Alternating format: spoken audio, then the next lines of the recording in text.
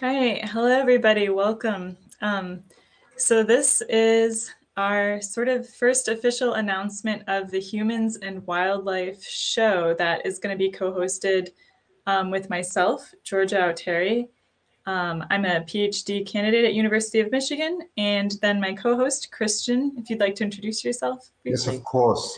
Hi, Georgie, and hi, everyone. So you may know me. I'm actually a physicist and electrical engineer. I live in Vancouver and also partly in Kelowna here in the Okanagan, Canada. And I really look forward to this series because it's really exciting. Yeah, so we have one of the, I guess like people, whenever they hear like I'm a wildlife biologist and they always want to know about, different ways that different stories about like how they've encountered wildlife, or they want to know things about how we can help wildlife. And so this show is kind of meant to be an amalgamation of me and Christian's knowledge about that we've both gained in our careers. And also we're going to be having a lot of guests on the show because it's such a big topic, like how people are influencing wildlife and how wildlife are also affect people. So we're going to be bringing in a lot of different experts. And hi, David, and hello, Betty O'Brien and Frankman and Mohammed. It's great to see all of you here. So yeah, what do you say, Christian? Should we go into some of the topics? Yeah, let's get right into it. So Georgia was so nice and listed a lot of topics. I've added some, and I think it's quite exciting. It's a huge topic, actually. If you think about humans and wildlife, it's what our whole life is about. You know, whether you go out into the countryside or you go into the city, we encounter this all the time, and maybe we're not even conscious about it. So, Georgia, why don't you start? Georgia, sorry. Yeah, no, that's fine. I mean, so the first thing that people often think of when they think of, our impact on not just wildlife, but the environment is climate change or global warming. And this is such a big topic, and it's often tied into some of the topics we have later on in the list. But climate change is creating a world where there's not good habitat for some species. It's too hot, or the climate cycles have shifted, and so there's species extinction happening from climate change, and then we also have some species responding well to it. Right, their ranges are expanding as it gets warmer farther northward, and that's not necessarily a good thing for the other species. So we have basically instances of invasive species because of climate change. And obviously, Christian, you've been seeing recently some of the effects of climate change on wildlife. Why don't you want to share that with us? Yeah, let me just put up the one picture here. One second. Where was it? Let me just. Maybe, Georgia, can you just put it up? Oh, This one. I think I got it. One second. there we go. Yeah. Oh, sorry. Now I double clicked it. I'm sorry. We'll get this right. Yeah. There we go. Okay. So this is a really important topic that goes right to my heart. So here, so as you know, especially in North America, we have a lot of ospreys everywhere. So actually that is a good sign. The way the osprey has become part of the urbanization of of wildlife and has actually adapted very well to human beings. They've changed the way they are, and so on. At the same time, the temperature is very critical because the ospreys, they typically have a body temperature of 41 degrees Celsius, which corresponds to about 111 Fahrenheit, and that's quite a bit higher than the human being has because they need a higher metabolic rate in order to survive. So actually, they do very well in warmer climates, except when the body temperature exceeds. When the ambient temperature exceeds the body temperature, and this is exactly what happened recently in Canada for the first time. At this time, it was a complete record. It came as a shock, and I actually live right in the middle of this. This is where our small summer house is, and I witnessed this change. And I was broadcasting live. Actually, I put my camera equipment in a position where we could monitor the nest, and I was there about 10 days ago, and I was showing there were 3 beautiful chicks, and we were all excited. Then this temperature rise came. The temperature rose above their body temperature, and that makes it impossible for them actually to regulate their temperature. So what the larger ospreys would do is they would go into dive into the water because they can cool themselves by evaporation, which works very well. However, the younger ones can only do it with their tongue. It's typically what you see with dogs and so on. They would hang out their tongues, and they have ability of respiring really fast in order to have a very good heat exchanger, because actually the surface area of a raptor has the tongue is very small. But that will not work anymore if there's a lack of liquid. And since they only can draw the liquid from food and nothing else, they overheat. And the situation has been absolutely devastating. I just talked to my friend David Hancock an hour ago. He's an eagle biologist in Vancouver, and he told me that that at the wildlife rescue centers, for example, OWL, which we have in Delta, is completely overfilled at the moment. They have over 43 eagles. They have never, ever had this in their lives before. So they will very much rely on donations, on food, and so on. And these are the things that Georgia and I want to address. Where does this come from? Is there a possibility to mitigate these type of problems and so on?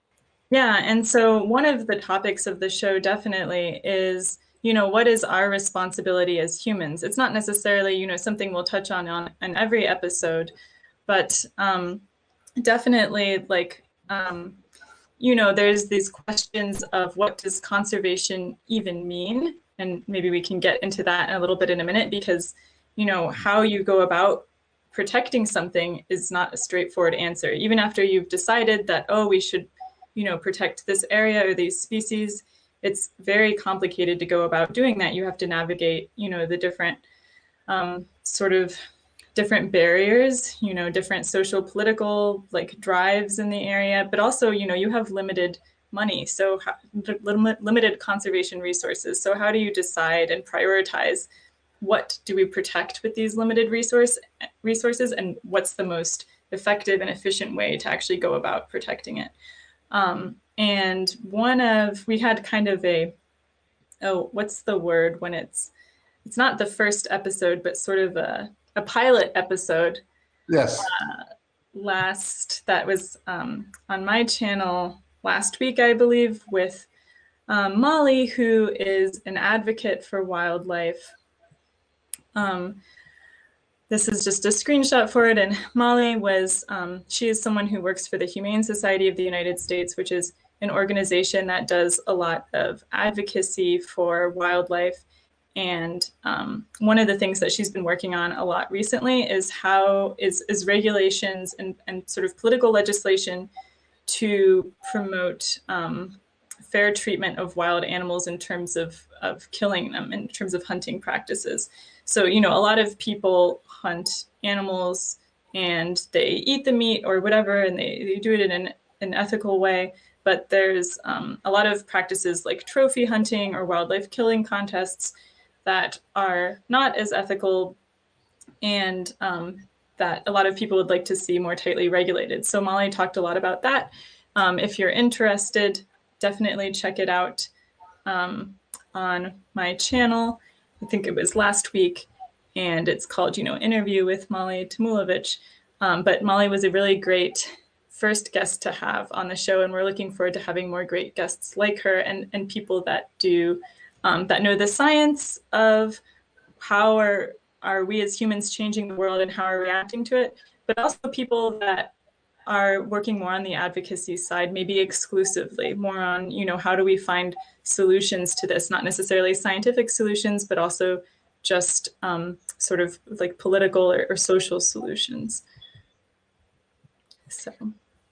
Yeah, I think that's very good, Georgia. So why don't we go through some of the let's outline some of the topics, and we'll just say a few words to each of the topics.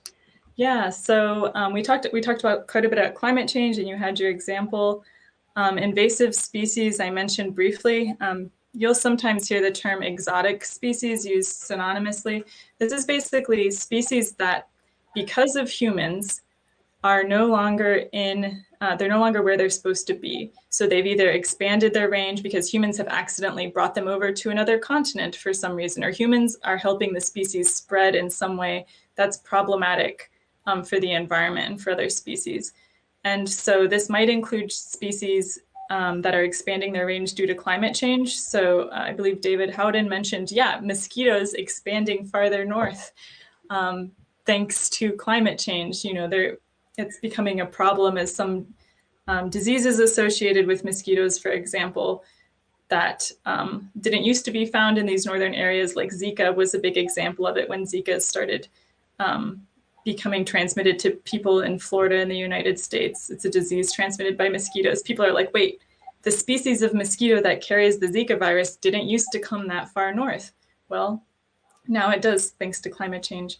But also, people help move species around. Like, for example, barnacles on boats, species of barnacle that attach to boats, and people move their boat from lake to lake. And that's another example of a way that invasive species has helped, or that people have helped some species sort of move around in a way that's problematic. Maria says that she regularly supports the Humane Society of the United States. Thank you so much, Maria. And hopefully we'll be sharing more ways that people can help support wildlife through this show. By the way, just to make it clear, we really want to involve the audience also. That is very important for us. So we really appreciate all your comments. We will do the best we can to address every single one of them. Probably the way we're going to structure is that in the beginning, we'll do the interview probably for 15, 20 minutes. And then we'll hand it over to the audience, and that'll be your big chance to throw in as many questions as you have. And definitely. And for this episode, I should say, where we don't have a guest besides each other, of course, for this episode, we're really interested in hearing you pitch additional topics that you want to see covered, whether it's just sort of a broad, undefined topic like, climate change or plastics in the ocean. We want to hear your broad topics, or if it's something like a really specific case you've heard about that you would like to see covered, like put it in the comments, and definitely we will add it to our list and find our best through our connections to find someone to interview about it too. Now that's an excellent idea. Okay, so that was invasive species. Next one, Georgia. So, and the next one is wildlife and cities/towns. Oh yes. So, we all know some people or some species do better with people than others. So think of pigeons, rats in a city. These are species that are considered nuisance species by many. And I guess let's be real, they are nuisance species in a sense because they've caused big problems for a lot of people. But we really cause the problems, right, by leaving like lots of trash around and stuff like that. But how wildlife are not just, rats and pigeons, they have come to make their home in the cities quite comfortably, but there's other species that we're still seeing come in to cities, like they're learning with time, like coyotes. They're really getting the lay of the land for like, oh wait, humans aren't that scary, most of them at least. And we can kind of come into the urban areas and take advantage of them, or suburban areas too. So there's a lot of species that historically maybe only lived on forest edges or something. They were sort of specialized to that interface between a field and the forest, like robin, for example. But with suburban areas, we've created basically huge habitats like that, of where there's, flat grassy areas combined with trees. So that used to be a pretty difficult type of habitat to find, but humans have created tons of it. And because of that, we have now like tons of robins. And so I always think that it's interesting to think about how we've kind of benefited a lot of species in some way, but these aren't the species that usually need protecting, right? The finches at your bird feeder or whatever. We've created a lot of great habitat for them, for better or for worse. Yeah, those are all great points. Let me add some. First of all, of course, the Bird Society and the feeding of Bird Society is one of the biggest industries in the world. It's absolutely incredible. I mean, even the hummingbirds that we have, they never used to be in our latitudes. Now we suddenly have them, and we all put out feeders and we leave them out for winter, so they don't even migrate anymore. Another really funny story I quickly wanted to tell is I was doing an astronomy broadcast one night, and I was showing the moon. I was playing some Pink Floyd for people to enjoy, making it really sort of more like an astro party. And suddenly I looked there, and there was a whole raccoon family in front of me watching me, and I got such a fright. They were all sitting there, looking, what the hell is he doing? And these are the funny sort of urban encounters we have.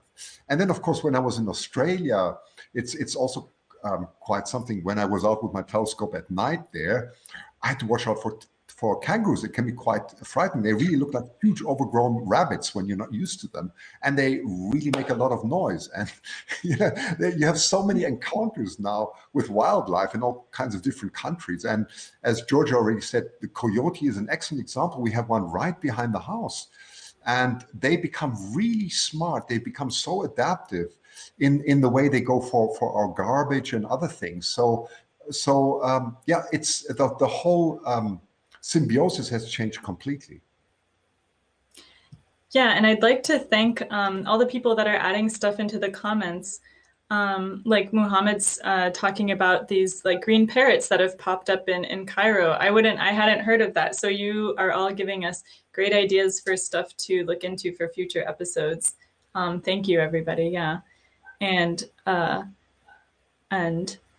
David Howden also has some comments on running the London Natural History Society, which does a lot of stuff on urban natural history. Oh yeah, as you'd expect, right? Yeah, London is a case where that is a city that's been there for a long time, at least by our standards in the United States. And I'm sure that, maybe how wildlife interact with urban areas in places where the cities have been there for a longer time, right? We might see different types of interactions there. The wildlife have had more time to get used to that city there and become acclimated to it. I guess the next, you guys are giving me good research ideas now, actually, for science. So thank you. Let's see, there's one comment. Can you speak about the birds dying? I'm not sure exactly what that means. Is it the ones with climate change that you filmed, Christian, do you think? Or I'm not, because of course the words birds is very generic. Could you maybe be a little bit more specific on that? Yeah, like which birds or what they're dying of would be helpful. Yeah. We have, so like our next topic, humans and predators. Oh, this is related. So yeah, maybe these are just kind of, general topics, but yeah, in some areas, predators are starting to move into urban areas.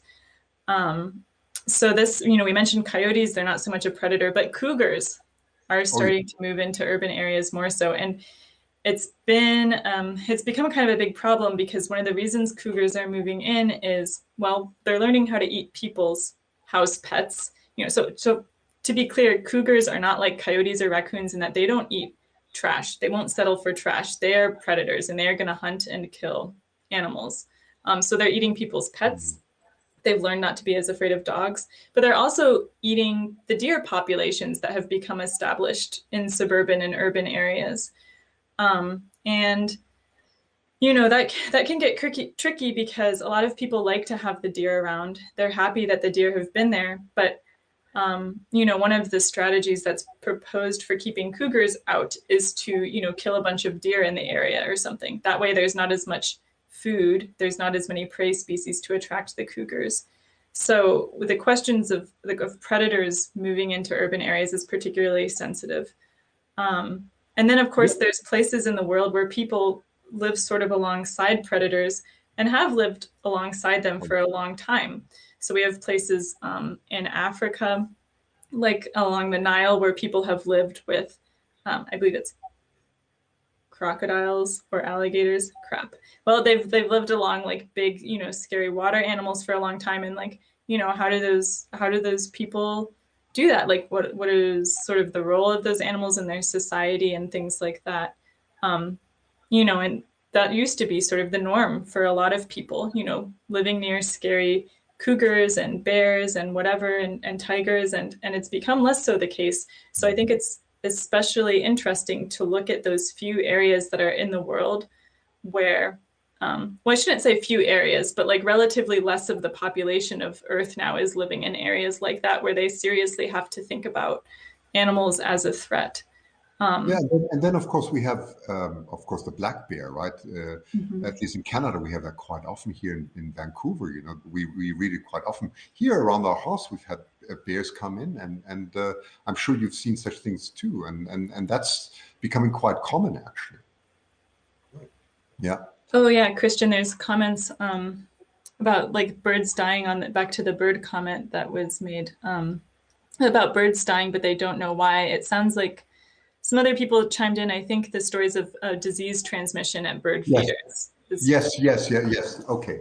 Well, we could. That's a great topic. Thank you so much. Good. Okay, then we come to wildlife and roads. That's a huge topic, of course. It's something that every one of us is always involved in some way or another. I mean, what I often encounter here, and I've learned this actually from an eagle biologist, David Hancock, how to deal with this is the main cause for a lot of raptors is of course roadkill, right? These are accidents that happen because there is something on the road that has been killed, and then the eagles come and they take that, and then they get killed, unfortunately, right? So here is the balance that we have to talk about. How can you remove that roadkill without endangering yourself and others, and at the same time saving wildlife? And we'll talk more about that. Yeah, and I mean, wildlife and roads is a great example of a topic where it's, obviously good for animals to not get killed at roads, but it's also really good for people. If we can reduce people getting in accidents because they swerved to avoid hitting an animal, or people who are hit by a deer that's crossing the road. So it's a good example of like a solution where we have, or a problem where we have a lot of good motivation to try to find a solution. And there are a lot of optimistic stories with wildlife and roads. So there's people working on projects like tunnels under the road so that wildlife have a way to cross the road without going over it.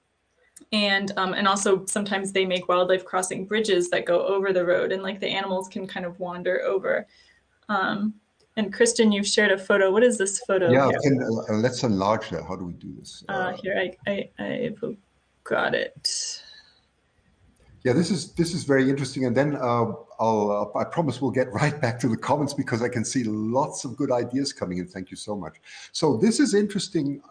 This was from my trip to northern Japan in Hokkaido, and there's a very good example. There's a Dr. Saito, who's a very well renowned biologist there. And you have the problem in winter that the stellars, they come over from Kamchatka, so from eastern Russia. They fly over and they come to warmer areas in Japan, and it's a migration, and then they go back again. They stay there together with other eagles. And the problem there is that you have a lot of fast trains, high-speed trains in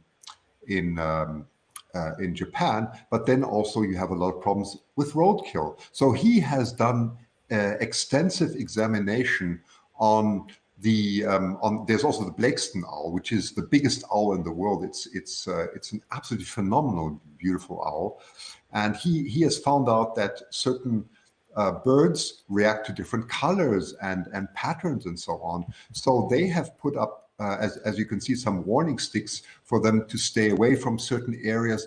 He's put them on bridges and everywhere, and he set such a good example in Hokkaido that it's very likely that others will take up that example. And I think these type of studies should be much more publicized and become known in other areas. So I will try and get Dr. Saito also for an interview at some stage.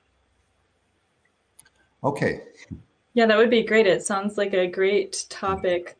And yeah, a comment from Muhammad. Now crocodiles, thank you for that, are too vicious to even try to live with. You see one and run away. Yeah. So I actually heard of this through, I should plug, there's this book that inspired the humans and predators topic for me, which is called Monster of God, which is a book by David Quayman. And he kind of goes around and interviews and lives and, spends some time with I think 5 or 7 different groups of people who are sort of living near these like predators and stuff. And so that book is definitely one I'll be going back to kind of look for examples about humans living with predators. But I do remember a part in the book where, yeah, they I think it was interviewing some scientists studying the crocodiles too, and they did, I believe, cut one open to see what it had eaten, and it had a person inside. Yeah. Very gruesome. Yeah. And then there's a book I was pointed to that's called Tears of the Nile or something. It was a book of a coffee table book of this study, basically, with just a bunch of crocodile stomachs cut up to see what they had eaten. That's fascinating. Let's just take a look at some comments. I'm going to read some out. So Rosemary writes, one topic I'd like to hear about is the problem with rodenticides, so pesticides. Yes. After watching a few eagles die in the nest hunter camps, I wonder if you think these poisons will ever be banned. This is a great topic, Rosemary. Actually, I did take that up about 1 to 2 years ago. And what I will do is I will try and get that expert back. It's a great topic, and it is there is so much misinformation about this. And of course, because you're absolutely right, people want to, as soon as they see rats or whatever, they put out rat poison without thinking of the consequences. And there are definitely alternatives, but we have to understand how wildlife functions. It's not that easy. So great topic. I'm going to add that. Next one. Okay, sorry, go on. No, that's a really good. I remember once there's someone who I was doing research on their land. I was studying bats. And I think I was telling them, it's not a good idea to be putting these poisons into the environment. And he was like, oh, yeah, I know. He goes, he had actually been trying to poison the raccoons because he had so many raccoons around his house. And he said, but then one day he's like, I was watching one of the dead raccoons, like it was like lying on the beach near his house. And he's like, and I saw a snowy owl come down to start eating it. He's like, and I realized in that moment, he was watching the raccoon lying there dead that he had poisoned, and then he saw the owl come, and luckily he was smart enough in that moment, he made the connection, and he was like, wait, the owl's gonna get the poison, and he ran out and he scared the owl away. So yeah, this is a really important topic to cover, and I'm sure, Christian, that you have some expertise in it. Well, at least I know someone. It's always good to know someone who's an expert. Yeah. I always say being a scientist is all about knowing who to go ask. That's exactly the questions that you have. Yeah. It doesn't change in your life. It goes on like that your whole life, I can promise you. Yeah. So, yes. Okay. The next topic, wildlife and fire. Big topic. Yeah, again, a topic linked to climate change, but also to other activities. So like humans have been doing fire suppression for a long time, and in the United States, we have Smokey the Bear, who doesn't want you to start any fires or let them go out of control. And but unfortunately, some areas are meant to burn every so often. And so when you prevent fires for a long time, you have all this timber, dead plant matter and dead trees sort of building up in forests, and it's creating a scenario for just a blaze bigger than what the animals and the plants are adapted to deal with in that area. And you couple that with climate change, and you have extreme, crazy fires that are just way out of control. Yes, I completely agree, Georgia. It's a great point. At the same time, the topic is incredibly complex. As you already mentioned in the beginning, these are not easy subjects. Let me give you an example. So some of the beliefs are, for example, that the forests are too dense. So what they do is they I don't know what the word is, de-dense. I'm just inventing that word, but they take something away because they say that would actually help wildfires if we do that. And Georgia mentioned exactly that we used to have natural wildfires, huge wildfires, if you look back in history. And that was quite natural. Now we've inhabited everything. So as we build more villages and houses, just like the one I'm in, and I'm looking at a lot of forest outside actually, and I noticed that there's a lot of deforestation that we believe is good. At the same time, this causes incredible high convective currents and winds that actually enhance wildfires. So again, the situation is not that simple. it's an incredible balance. And then, of course, there's the temperature, right? As Georgia already said, the temperature is not something that is just linear. As it gets hot, something gets drier. The whole chemical composition changes. And that can actually lead to incredibly strong wildfires and things burning that we never saw burning before.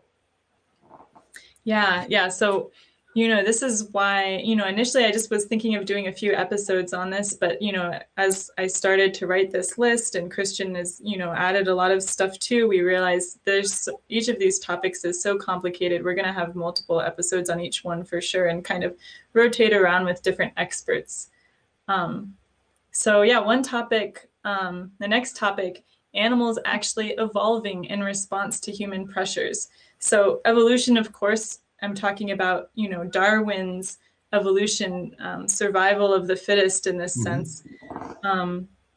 We often think of that happening over a very long time frame, but humans have changed the environment so drastically that we actually do see some evolution now in response to human pressures. And that's a topic that some of my research touches on and that we'll definitely be talking about.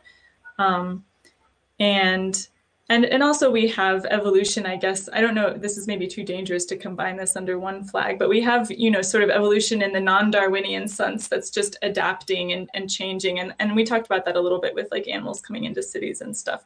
But I think it's amazing. We have genetic DNA evolution in response to things that people are doing now.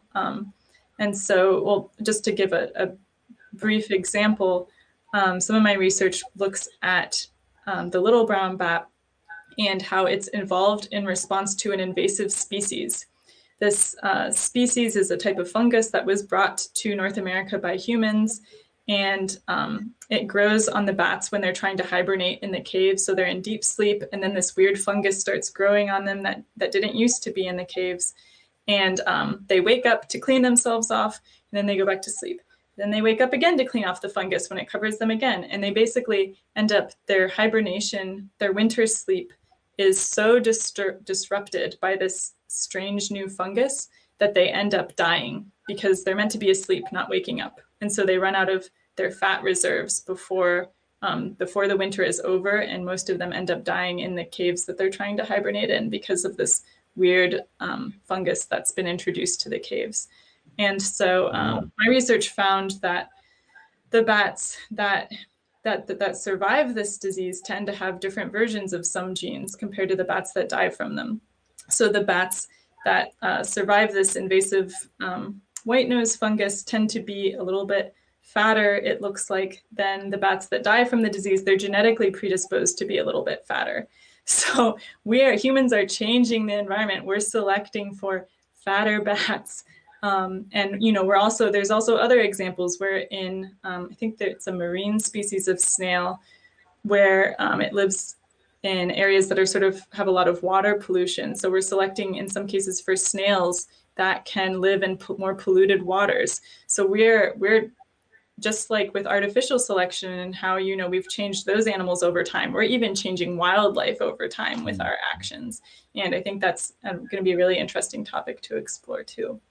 Well, Georgia, we will have to devote at least 1 to 2 topics on bats because I'm absolutely fascinated. I know nothing about bats, and what you're telling me is incredibly interesting. So just those of you who don't know, Georgia's background, as you probably found out by now, is about bats. It's absolutely fascinating. So. Yeah.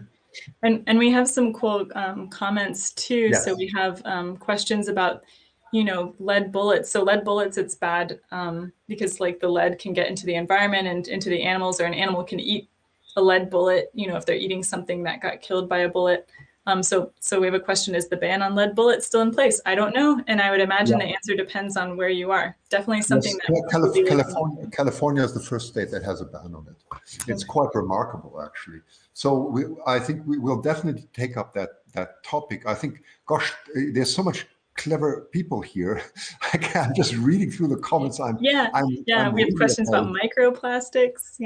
Yeah, a big topic. That was a big topic in Vancouver on the Big Bird conference. I will try and bring up something on that. So it's a huge topic, absolutely. So good point. Let's see. I think that was Amanda. Hi, Amanda. By the way, very nice to see you here. Yeah. So let's see who else there is. Yeah, the monarch butterfly. I've read about that, Amanda. Again, the verge of extinction. Yes, beautiful monarch butterfly. So yes, I think we can definitely take that topic up. Great. Yeah, another comment from Amanda about BPA's, right? This chemical in plastics that gets into the environment. And there's true, like chemicals getting into the environment from humans is like a whole, that could be a whole, definitely, there's a lot of stuff there. You know, a lot of medicines and also, you know, hormones like from birth control, for example, get into the water. And I know that that has a big effect on amphibians, for example. They're very sensitive to chemicals in the water. So you've opened my mind to a whole another category that I hadn't thought to put on the list yet. Excellent. I can tell you we're going to be busy for a few years, the way I see things Yeah. here. So that's all good. You know, it's good because it challenges us too, and that's exactly what we need. You know, so this is all very interesting.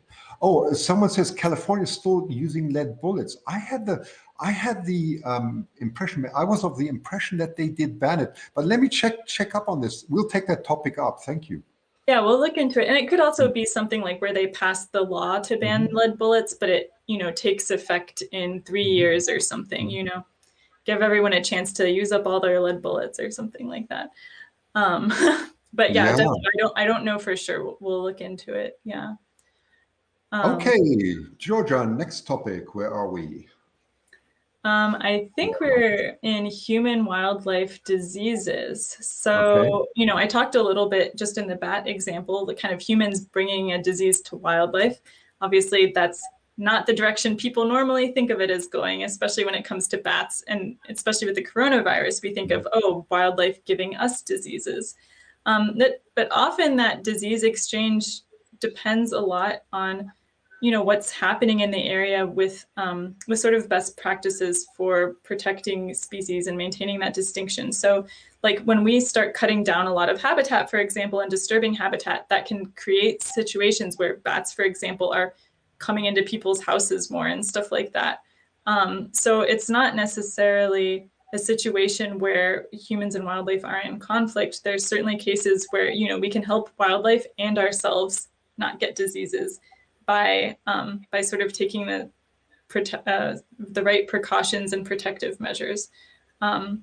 So definitely a lot there. Good. And then the next topic I have, eating insects. Well, maybe just eating wildlife in general would be a better one. You know, we mentioned hunting already. Am I hunting if I go out and like find a grasshopper and eat it? I don't know. I think this is a topic for Isa. I mean, I have no idea about this, but I'm sure you can add something on it. Very interesting. But I would agree, eating wildlife is maybe the broader topic here. Yes. Yeah. Yeah, and Isa Betancourt, you should definitely follow her. She does a lot. She does a weekly bug scope on humans, or not on humans and insects, just on insects. But yeah, if you're interested in insects, give her a follow. I also have a lab mate, someone else in my PhD lab, Ricardo, who he studies grasshoppers, and he's from Mexico, and he was telling me about how there's this one species, I guess maybe it's a locust or a grasshopper, but it's very common to eat it in southern parts of Mexico, and they're served up fried and stuff like that. But in the north, the same species is considered a plague and is sort of associated with starvation, right? Because it comes and it eats all the crops, and you know, people in a lot of those areas, so I'm told, don't really like to eat it, the grasshopper or the locust, because it's like gross to eat insects. And so he has a very funny line in his presentations. How can the same species be both food and play and famine? It doesn't make any sense. So yeah, a lot of different cultural things to explore when it comes to our acceptance of eating insects. Yeah. Yeah, David Howell just says, Isa is doing an insect eating video at the moment. Not sure when she'll publish it. So good to know. It's very soon. It's coming out. It's on eating the cicadas. So here in North America, we just had a cicada emergence. So they've only come out every 17 years. And she has a very cool video. I've seen, Isa, for those who don't know, is also my roommate. I've seen the video. I saw a lot of the filming. I'm vegetarian, so I didn't eat any of the cicadas, but I did eat a empty shell of a cicada that she made into a little cannoli. No cicadas were killed in that because the cicada had, shed its exoskeleton and left it behind. But I'm super excited for that video to come out. That's funny. It's going to be really cool. Great. Let's leave the topic of eating insect. Let's go to the next one. Okay, this is an interesting. I added this. What does conservation really mean? Now, this is why I put this topic up, because it's actually not that easy. All these topics are really complex. What are we really conserving here? Is it our own interests? Is it the regional interest? Is it the world? What do we really mean by conservation? And you'll also find that there are a lot of conflicts between conservation and animal activists. Animal activists would typically defend a certain type of species and be quite clear about that, which may be in conflict with conservation. So this is something to find the balance here in our ecosystem and so on is something I think, Georgia, that is worth bringing up. Okay. Yeah, I'm so excited about that topic because my bachelor's degree, my initial education was actually not to be a scientist, it was to be someone who works in environment and policy. And so, we learned about a lot of these things, and that used to be a big part of how I saw the world. And now I'm just like, I'm curious what's happening with these bats. I'm going to go find out. But that's such an important topic. And, I think a lot of us want to protect the environment and protect wildlife, but how to do it is just not so clear of a question, not so clear, as you said. Amanda says, I'd love to hear more of that, Georgia. Looking forward to it. So that's good. Yay, I'm great. That's great. Thanks, Amanda. I'm great. No. Okay, next topic. Yeah, that's one of that lies very much on my heart is as an astronomer is wildlife and light. I mean, the impact that light has and light pollution. We've changed the whole night in today very much. How does that affect the migration of birds, the behavior of nocturnal animals, and so on and so on? It's a huge topic that many people are not aware of. And there are very simple things that we can do to actually reduce light at night. It's just that we've become so accustomed to flood everything, unfortunately. So I think that's worth a big topic. Yeah. And that brings us right to the next one, wildlife and sound, which is really fascinating. I had the pleasure of talking to an absolute expert called Bernie Krause is his name. He's in California. And I actually have a recording of an interview that I did with him about 1.5 years ago, which is absolutely fascinating because this man went around the world recording sounds of orcas, of whales, of eagles, and so on, and the most beautiful, loons and whatever. It's just incredible. I have that recording. It's absolutely it'll make you shiver. It's so beautiful. And he actually has done sound recordings in California. I don't remember exactly where it was, but in a forest. And he has shown how these sounds actually change as the urbanization changes and so on, and how the species change just by listening to sounds. And that's something I would like to bring up because it's something we don't think of very often. Yeah, and I mean, that's such an important topic. Again, like we just had the 4th of July here in the United States, tons of fireworks going off at night. I mean, that's just one night a year, but there's noise pollution that happens every day. That's extremely harmful, more so than we realize, particularly to some animals. And you'll know the effect on orcas, of course, right? And whales and so on that communicate that way. Yeah. There's a lot to be talked about. And again, I know a Norwegian orca expert, so I can bring her in also on this topic. So it's good. Yeah, that would be really cool. Let's see, your next topic you have. Oh, this is my favorite, of course, because I'm quite a techie. Yeah. Wildlife and technical innovation is absolutely fascinating. As you know, I love studying birds in flight, studying them in slow motion. I love light because my own background is actually in optics. So I love light scattering, diffraction, and all the incredible intrinsic details that that the iridescence that you have typically in wildlife, in peacocks, in all kinds of fish and so on, is fascinating. And it's amazing what nature has come up with, the inventions that we're copying. It also has to do with new innovations that we have for clothing and so on. It's a huge topic, and it's very interesting because we're learning so much from wildlife. Yeah, I think that that's going to be another really cool topic to check out. And I just want to highlight the comments real quick. We have so many comments. Go and read them. Go through, Gary. Please go through them. Yeah, thank you. Thank you for all of them. I'm just going to highlight, there's one about June bugs being the croutons of the sky for bats. I appreciate that. But yeah, Mohammed had a really good comment about the proposed topic, the myth of trophy hunting as a conservation tool. And that's actually something we talked about in my sort of pilot episode interview with Molly Tumulovich with the Humane Society. And this is maybe a good moment to just briefly mention the platform that we're broadcasting from HAPS. And that's going to be a good way to find all the episodes. So if you go to my HAPS account, it's like HAPPS is the name of the app, and you can sign up and you can follow both Christian and myself on there. It should be pretty easy to find us. And on that we can have you can see my interview with Molly, but also maybe we can throw the link to the interview with Molly like in a comment on the Facebook posts and stuff like that, and in the YouTube description. That way people can find it and see what we're referencing. But yeah, she talked about the myth of trophy hunting and how it doesn't bring in as much money for conservation as people often talked about or often say. And that's definitely something where we can get some more experts to come and talk about that too, because we just kind of touched on it a little bit, but it was something that I didn't actually know that much about, and I was excited to learn about. Wonderful, yes. Yeah. Okay.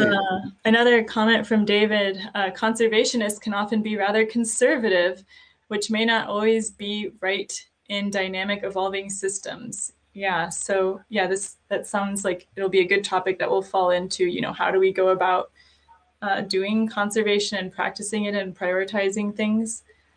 And David also mentioned that he saw something interesting on how light pollution impacts moths. So yes, of course. That would be absolutely. Yeah, another good thing to look into. And thank you so much, Janice, for the Night Owl Award. Mm-hmm. And a comment from Molly B about the starlings around her house that imitate other birds, and one cries like a baby. Yeah, starlings are an example of an invasive species in North America, at least, maybe other places too, that I love them. They're beautiful birds. They sound beautiful, but they're a big problem in terms of an invasive bird species. And let's see. Yeah, more comments about trophy hunting being bad. So I'm glad that it seems like there's a lot of shared interests in the audience. Definitely, definitely. Okay, well, goodness me, I'm glad we're storing all this. I have to look at the replay to put up all the extra topics. I can tell you we're going to fill a book like War and Peace here. It's going to be incredible. Yeah. Okay. So we just have a couple more of our topics that we'd come up with. Yeah, of course, photography is very much at my heart, or filming and so on. Mind the gap. This is often a very interesting topic. How close do you get to get the good shot, and what can you do, what can you not, what are intrusive and non-intrusive methods? And this is debated all the time. It goes all the way up to David Attenborough, right? I've seen a lot of debates. Are they going too far to show us this, and so on? So I think, I think this is really worth an hour of discussion too. And then finally, a very interesting one, yes, wildlife and drones. I mean, as technology advances, we get a lot of, possibilities to study wildlife in all kinds of ways. And I actually know Professor David Bird, who used to be he's a retired professor from McGill University in Eastern Canada. in Montreal. And he's an expert on this. And I think I can get him to talk about drones, how to safely use drones, what we learn from them, and how we can get to areas that we usually couldn't get to. Yeah, and I think that's the end of our list for now. Yeah, it is. And wow, what a list it is, especially when you consider that each of those topics, has so much under it that we can talk about, so many sub lists on our list. And yeah, I think it's going to be really Wow. fun doing this show. And oh, is it true solar panels are killing birds? Starduzti asks. I'm not sure about solar panels killing birds, but they definitely are a big problem for some other animals I know, like in the desert where they basically are shading huge areas of the desert. I know it creates problems for a lot of like reptiles, like desert tortoises and other things that are they're adapted and they're used to this bright, sunny, hot habitat. And so it becomes a problem when you get rid of that. Personally, I'm a big fan of, trying to put solar panels on houses and stuff. That way we're not like going out and disturbing otherwise undisturbed habitat. So, when we talk about, problems with solar panels or something, I think, it's good to make the distinction. It doesn't mean solar panels all the time are a problem. There's a lot of questions about how you do the implementation and Yeah, stuff. I actually used to design renewables, solar and wind.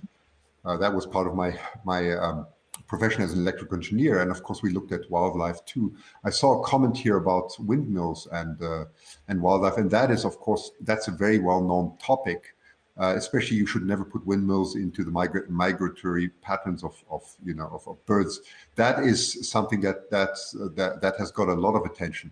As far as solar energy is concerned, especially solar electric, there's solar thermal, solar electric. You have different ways of converting energy. I completely agree with Georgia. I probably think that solar energy is the most friendly way to go, especially, and I'm going to go off on a tangent for just 1 minute, as we change from the from the combustion engine to the electric car. We will need an infrastructure also in the house where we can charge our cars, and especially in warm areas where we have lots of sun, you can actually utilize or harness the energy that you get from your house and recharge your car that way too, and feed it back into the grid. So I think this is definitely a way to go, especially for large countries as China and so on. And I think in Canada, they are thinking very much of becoming pure electric very soon. Doesn't mean that all combustion engines will be gone, but it'll be a big change, because the change in legislation will probably mean that in a few years you cannot buy any new combustion engines anymore. So the whole infrastructure goes with that, and of course, as you correctly say, also the environment goes with that. We have to see how does that integrate with wildlife. There are many downsides of solar energy. I know I'm going to get someone who says, well, what about the production costs and so on? I get it. I never said everything is fine. I do understand that. However, as far as wildlife is concerned, I would think that fortunately the impact is rather small. Wow, and we have a comment here. In the desert, I'm assuming it means the solar panels look like lakes, and the birds get too close, they do catch fire. So that's Christine that made that comment, and I just looked it up, and I didn't have time to watch the video, but it looks like there's a video or something of it. I could see it. I'll have to look into that more to verify it, but like if that does happen, I'm sure it probably doesn't happen that commonly. Maybe, I don't know, but maybe it does. We'll have to... Christine, I'm not sure what I will look it up, because usually the surface reflectance of solar panels shouldn't be that great. There are different types of solar energy. When you talk about harnessing solar energy in the desert, this is solar thermal, and that is very well known. So what they have there is they have parabolic dishes that concentrates the light either in as a parabolic, as a cylinder, or they have curved mirrors that focuses the light onto a tower in order to heat something, in order to generate electricity. And yes, absolutely true that has been effect. That is in Barstow, California, for example. That's those are one of the areas. But as far as solar panels as such, as for photovoltaics are concerned, maybe I'm wrong, but I haven't heard that yet. No, but Christian, this is exactly where I think it shows that we make a good team, because I consider myself as like reasonably educated about renewable energy and stuff, but I had no idea that there was this distinction between like solar panels and solar like parabolic energy collection. So I think, yeah, to a lot of people, those things are like maybe not distinct from each other. And so I just learned something really interesting and new from you, and hopefully so have people in our audience.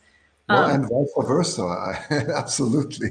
Thank you. Yeah, exactly, Christine. It's what the biologists were saying. Yeah, me as yeah, I'd be like, oh, those birds are getting killed by solar panels, and to me, there's not really a distinction between a solar panel versus a solar parabolic thermal. What did you call it again? Yeah, that's the one that just pure mirrors, Georgia. They're Okay. just mirrors that focus the light. You've seen this in the science fiction films. They love doing that, right? They focus them onto a tower, and they heat something up like it would be a steam turbine, gas turbine, or something like that, and they produce electricity that way. Because the higher you go with temperature, the better your efficiency is. That's the idea.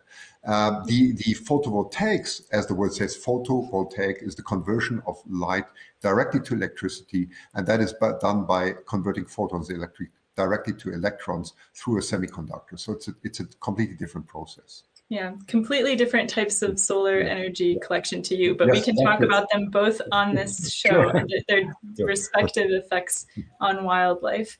Amanda says the croutons of the sky. I love it. Yeah, someone mentioned earlier that about June bugs being the croutons of the sky for bats, and now I guess presumably these sadly roasted birds are the croutons of the sky in another context. So yeah, I think that about wraps it up. So the show, as I understand it, Christian, we're going to try to do this every Wednesday at this time, right? Yes, we can do that. That's fine. Yes. Okay.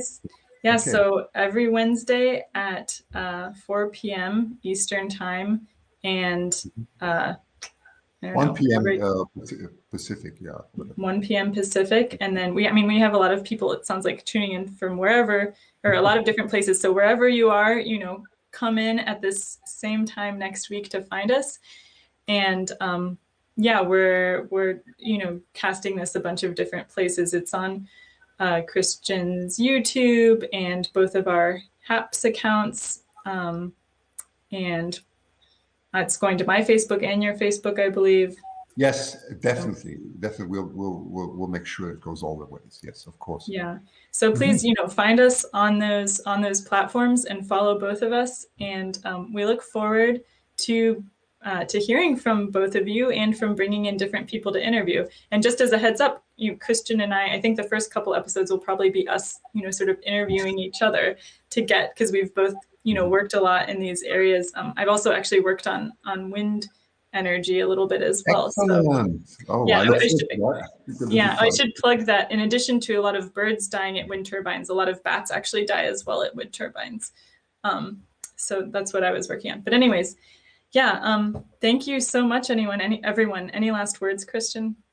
Well, absolutely. I'm really excited to do this together with Georgia. I think the topics are incredible. Thank you to Georgia for coming up with the initiative. I really appreciate it. And most of all, I appreciate our wonderful audience. And I look forward to co-hosting this with Georgia. I think we're going to have a great time. Thank you so much. Yeah. Thank you, everyone, for coming too. Okay.